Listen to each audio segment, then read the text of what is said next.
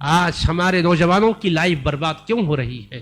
راتوں میں کیا مصروفیت ہے، دن میں کیا مشغلے ہیں، موبائل کیا آ گیا، اس نے ہماری تہذیب کو تباہ و تاراج کر کے رکھ دیا۔ اس دبادی زندگیوں میں بھی اڑچنیں پیدا ہوتی ہے، اختلاف اور انتشار کا شکار ہوتے ہیں۔ بیوی شوہر کی شکایت، شوہر بیوی سے ناراض، یا تو یہ کہہ رہا ہے کہ بیوی کو جب دیکھو جو موبائل سے فرصت نہیں، بیوی کہہ رہی ہے کہ شوہر کو موبائل سے فرصت نہیں، ایک دوسرے کو حق ادائی کے لیے وقت نہیں دے پا رہے، بچوں کی تعلیم کی طرف توجہ نہیں ہے، اور حقوق رشتہ داروں کے ادا کرنے کی طرف توجہ اور دھیان نہیں ہے۔ خاندان کا نظام پارا پارا ہو رہا ہے، بچوں کی تربیت کی طرف سے توجہ بالکل ہٹ گئی ہے، بچے آوارہ ہوتے جا رہے ہیں، بے حیا ہوتے چلے جا رہے ہیں۔ جو پہلے حیا کا ماحول تھا، یہ نئے نئے آلات نے اس ماحول کو تباہ و تاراج کر دیا۔ ایسے موقع پر یاد رکھیے 621 برس پہلے، 700 برس پہلے یہ بے حیائیوں کا ماحول تو نہیں تھا۔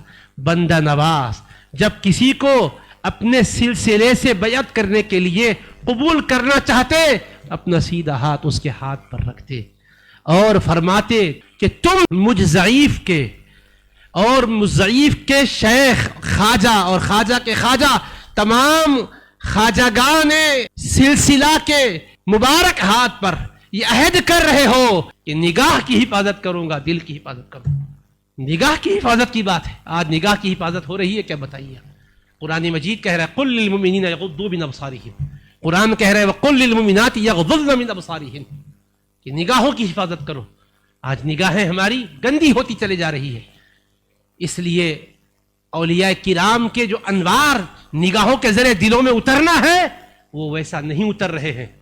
ہم تو مائل بکرم ہیں، کوئی سائل ہی نہیں، راہ دکھلائیں کسے رہ روے منزل ہی نہیں۔ تو میں عرض کرنا چاہتا ہوں کہ سیدی بندہ نواز گیسو دراز حالات کو سمجھتے ہیں، آنے والے ادوار میں قوم کو کون سی چیز کی طرف زیادہ متوجہ کرنا ہے جانتے ہیں، اس لیے فرما رہے نگاہوں کی حفاظت کرو۔